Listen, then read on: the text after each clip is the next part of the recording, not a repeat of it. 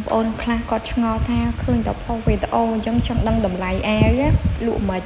ថ្ងៃនេះចេញមកស្រាយចម្ងល់អ្នកទាំងអស់គ្នាតម្លៃអាវ10អាវតែ$15ទេលើកដុំចាប់ពី10អាវឡើងបានលក់អ្នកទាំងអស់គ្នាតម្លៃអាវគឺធូរថ្លៃអញ្ចឹងគឺលក់ចាប់ពី10អាវឡើង$15បងប្អូនចាប់ពី80គីឡូអាចធ្វើការខំមកបានអញ្ចឹងបងប្អូន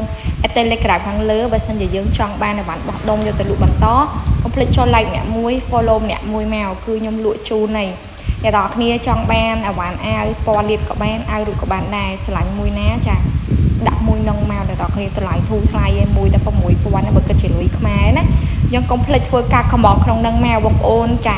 ខ្ញុំផុសមួយនេះគឺកុំឲ្យបងប្អូនឆ្ងល់ថាបងខ្ញុំឃើញមួយឯងផុសអវ៉ាន់គឺលក់មិនខ្ញុំថាអវ៉ាន់នេះគឺអវ៉ាន់បោះដុំអញ្ចឹងអ្នកទាំងអស់គ្នាអាចធ្វើការខំមកចាប់ពី10អាវឡើងគឺបានតម្លៃត្រឹមតែ$6000ទេល្អមែនទេអ្នកទាំងអស់គ្នា